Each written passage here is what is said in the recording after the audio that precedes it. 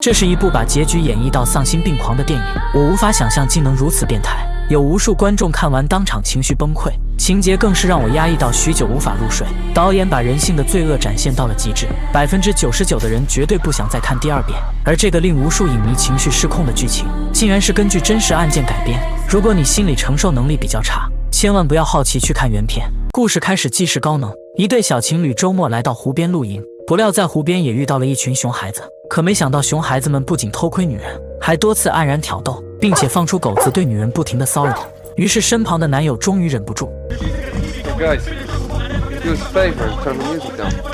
On air, mate.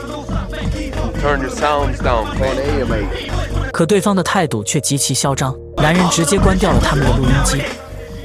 How you doing? And watch your dog.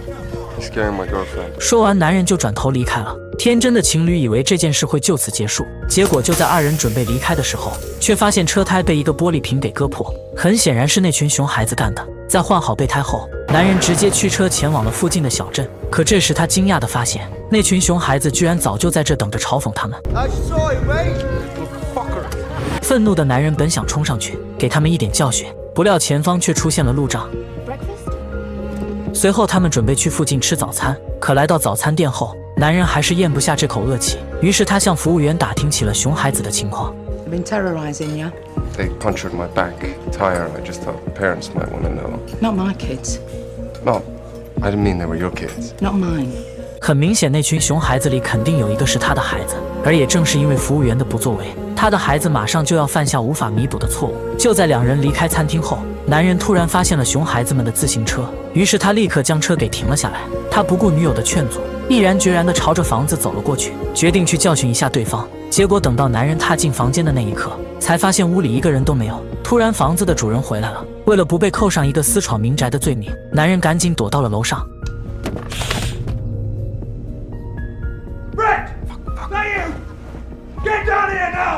慌张的男人来到了窗前，可这时他看到了那群熟悉的熊孩子。不过现在可不是找他们算账的时候，眼看房主已经来到了门口，于是男人只好从窗户翻了出去。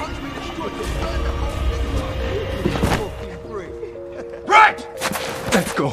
他急忙带着女友离开了这个是非之地，两人继续驾车前往伊甸湖，决定和女友享受这个周末要更重要一些。为了防止被打扰，索性来到了湖畔的对面。殊不知那群熊孩子可没有就此放过两人的打算。就在他们下水洗个澡的功夫，回岸后却发现行李已经消失不见，甚至连汽车也被人偷走。两人稀里糊涂地在树林中寻找，险些被突如其来的汽车撞倒。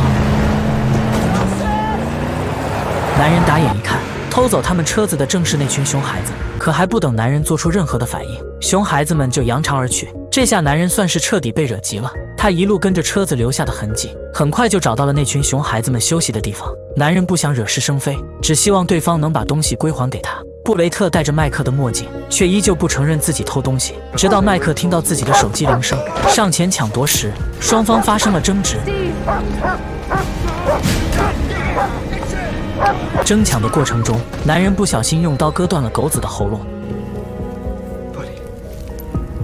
Buddy, you stole my dog. It was an accident. Look, give me the car keys. I'll drive her to the vet. Oh, come on, let's go. Fuck off! 女人见状，赶紧捡起地上的钥匙，然后拉着男人就离开了这里。她生怕这群熊孩子下一秒就会反悔。事实证明，女人的担心是有道理的。他们这边才刚回到车上，熊孩子们就一起追了过来。就在千钧一发之际，男人一脚踩下了油门，可由于周围的环境太黑，他们的车子陷进了泥里。再是熊孩子们捡起了石头，疯狂地朝着二人砸了过去。随后，众人来到了车子的旁边，对他们展开了疯狂的报复。就在两人命悬一线之际，车子终于还是开出了泥潭。由于挡风玻璃的破裂，再加上车灯已经被打碎，根本看不清前方的路况，导致车辆撞上了一根大树。麦克被树杈死死卡在了座位上，他只能让凯莉先去寻找救援。凯莉正准备离开，熊孩子们已经带人找到了这里。凯莉急忙躲进了树丛中，看到他们靠近车子，男人的内心绝望到了极点。在听到熊孩子们离开后，女人并没有着急出去，而是机智地在大树后面躲了整整一夜。随后她来到了车子的旁边，在看到地上的血迹时，女人心里的担忧还是战胜了理智。于是她一路跟着血迹，找到了那群熊孩子和自己那个被折磨得不成人样的男朋友。被愤怒冲昏头脑的布莱特，显然是没有放过男人的打算。People know that we're here. They're gonna call the police. If you let me go, I swear on my life, I won't tell anyone.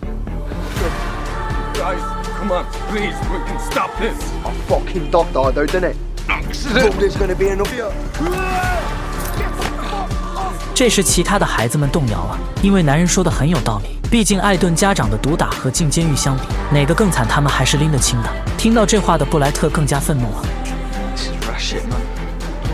You fucking touching Marley. 为了把小伙伴们都拉下水，布莱特让他们挨个捅了男人一刀。而作为团队里唯一的女孩，布莱特让她录下了每个人动手的全部过程。看到这一幕的女人再也忍受不了，于是她用掌上电脑连接上了男人的手机，然后果断地拨打了报警电话。可令女人万万没有想到的是，还不等警方接起电话，布莱特就率先发现了她的小动作。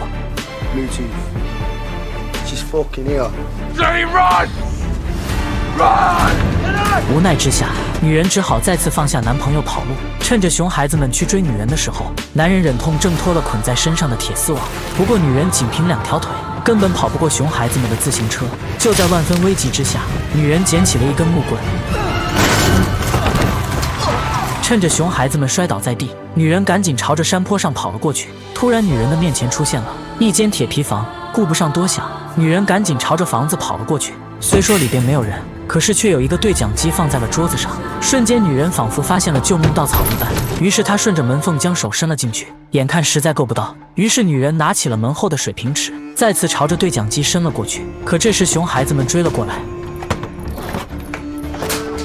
看着野草上的碎布条，布莱特猜测女人肯定是躲进了房子里。眼看熊孩子朝自己缓缓走了过来，女人第一时间选择了逃跑。可这时她的衣服竟然挂在了门锁上。伴随着熊孩子们越来越近，女人只好脱下了自己的衣服，然后赶紧躲在了房子的后边。可没想到，一个孩子从另一侧走了过来。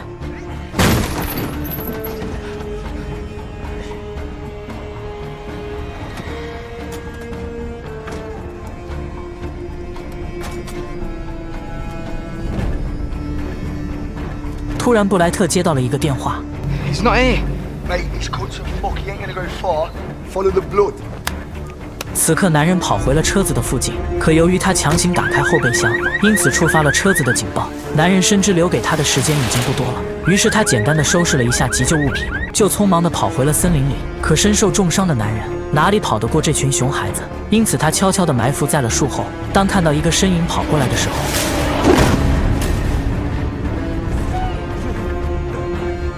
女人一路搀扶着男友，在森林中像只无头苍蝇一样到处乱窜。突然，两人的面前出现了一间林中小屋。在将男友安置在地上后，女人赶紧关上了大门。随后，她立刻为男友做了一些紧急处理。可这时，她发现男友肚子上有一条很深的伤口。Oh, Jesus, God, that's black blood, it's cut blood. 在这荒无人烟的森林之中，这种程度的伤口无疑是致命的。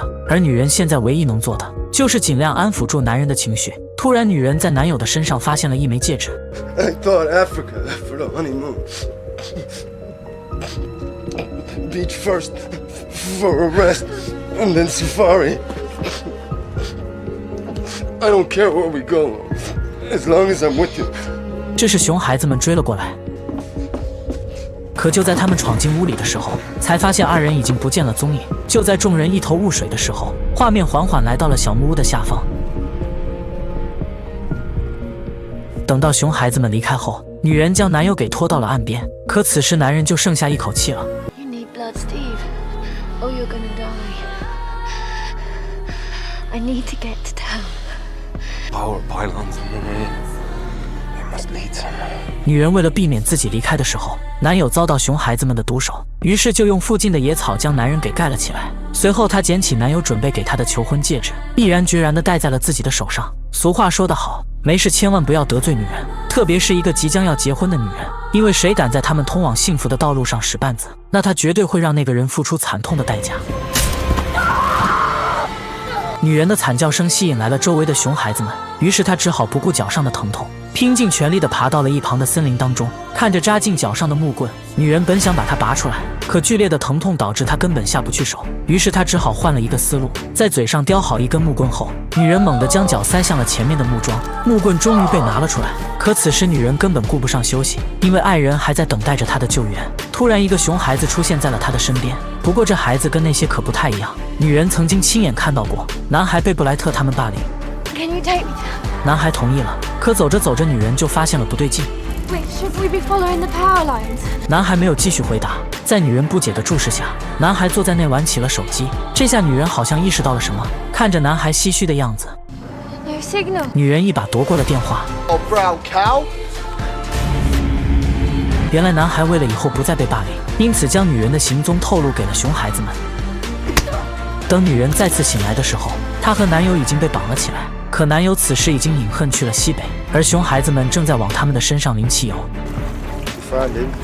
I can't fucking do this, man. She's alive. Right, and he's dead. We did it. 这时布莱特还不忘提醒众人，女孩的手机里可是有他们所有人动手的照片，而现在唯一没有动手的只有刚入伙的男孩。因此布莱特给了他一包火柴，可是男孩根本就下不去手。迫于布莱特的淫威，男孩只好点燃了手上的火柴，然后将它扔向了树枝。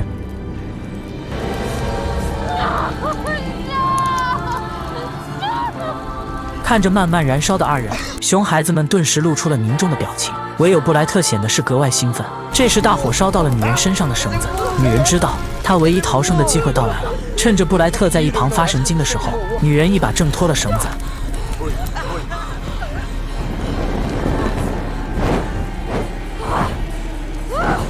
随后女人一脚踢倒了汽油桶，用大火在两方人马中间隔出了一条分界线。布莱特见状，整个人都气炸了，于是他直接抓来了刚入伙的男孩。 You either get the fuck back here, or I'll burn you. 听到呼救声的女人停下了脚步，然而令她万万没有想到的是，布莱特竟然真的点燃了那个男孩。同样震惊的还有其他的熊孩子，此刻他们的心头都涌上了一股兔死不悲的感觉。画面回到女人这边，她一路跟随着路标找到了一块公示栏，而在公示栏上挂着的竟然是这片森林的地图。这下女人可算是捡到宝了。可还不等她搞清楚自己的位置，熊孩子们却再次追了过来。无奈之下，女人只好躲进了一旁的垃圾箱里。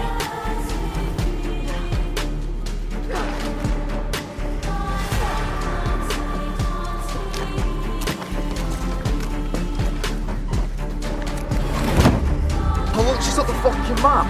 Now she knows which way to go. No. We know which way she's fucking going. Mate, there's one track into town from me. She ain't gonna go far on her foot, is she?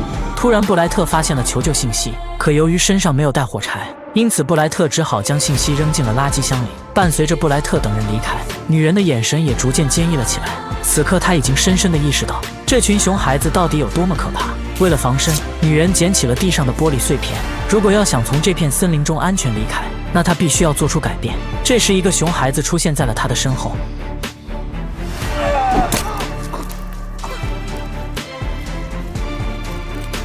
从之前的剧情中可以看出，这个熊孩子明显是来弃暗投明的。可惜女人根本就不敢给他开口的机会。很快天色就暗淡了下来。这时熊孩子们发现了男孩的尸体。从来没有吃过亏的众人这才意识到，当他们在玩命猎杀女人的时候，其实自己也同样面临着被猎杀的危险。这时一个男孩终于绷不住了，他拿出手机打算报警，可这时布莱特却拦下了他。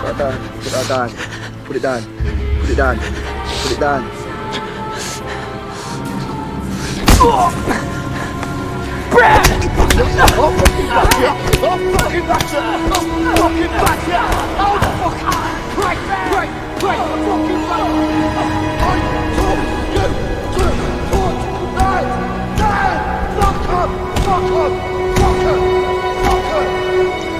在布莱特一顿暴风骤雨的攻击下，男孩很快就失去了生命的迹象，女孩被吓跑了。此时布莱特成为了真正的光杆司令。画面回到女人这边，她经过了几个小时的拼命逃窜，终于来到了森林的边缘。这时一辆车出现在了她的面前。 God, you okay? God help me! Please just get me out of here. Fuck. What the hell's going on? Please just help me. They'll kill my boyfriend. They'll kill you. Just get me out of here. All right. Just get in the car. 然而女人不知道的是，男人此行是来找自己弟弟的。听到女人说森林里边有坏人，男人的心里更加着急了。因此在把女人送到城里之前，他必须要先找到弟弟才行。这下女人彻底吓傻了，很明显，他弟弟就是熊孩子里的其中一个。在经过一番头脑风暴后，女人趁着对方去找弟弟，果断冲到了驾驶位上，然后砰嚓一脚油门，直接朝着城镇开了过去。突然，熊孩子中的女孩出现在了他的面前，女人见状没有丝毫的犹豫，直接加速干了过去。不知开了多久，昏昏沉沉的女人终于看到了一所房子。停车后的女人顾不上多想，直接朝着房子走了过去。对于女人来说，此刻她脚下走的这段路就是她的求生之路。众人全都傻眼了。随后，房子的主人他进行了无微不至的照顾。在经历了2天1夜的折磨后，女人终于看到了活下去的希望。可这时，房间里的一个人手机来了电话，突然屋内的狗子也发疯似的叫了起来。看着狗盆上那个熟悉的名字，女人顿时人都傻了。直到这一刻，女人才意识到，原来屋里的这帮人竟然就是那群熊孩子的家长，而那个女人电话里的内容正是女孩被撞死的消息。I want the police. Hey, no. Don't worry about it. You just stay. Hey, shh. You just sit quiet. I'm gonna be sick. All right, I'll get you to the moon. Come on. 来到卫生间后的女人不停寻找着逃生的方法，可卫生间里根本就没有能出去的地方。慌乱之下，女人拿起了一把剃刀。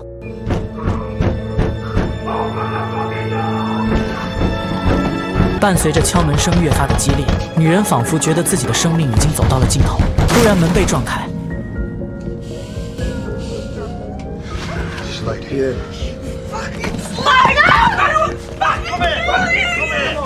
要不是众人及时拦下大妈，女人恨不得瞬间就得被他生吞活剥了。由于担心被父母教训，布莱特隐瞒了自己的罪行，并且将一切的责任都推给了女人。这时有一些家长提出要报警，让女人受到应有的惩罚。可此时布莱特的父亲仿佛已经明白了什么，毕竟自己的孩子什么德行他能不知道吗？一番深思熟虑过后，家长们纷纷选择了包庇自己的孩子，而原因也非常简单。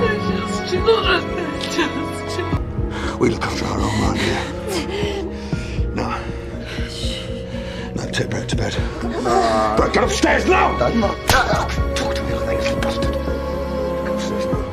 在女人绝望的嘶吼声中，家长们纷纷走进了卫生间。他们就像布莱特带领的那群孩子一样，手上纷纷沾染上了女人的鲜血。在听到女人渐渐没有了声音后，布莱特回到了自己的房间。随后，他拿出女孩的手机，将先前录好的视频通通删了个一干二净。父母的包庇让年轻的布莱特没有意识到自己任何的错误，甚至他还会为逃脱法律的制裁而感到沾沾自喜。而这也注定了还会有更多的人因为布莱特失败的家庭教育，沦为新的受害者。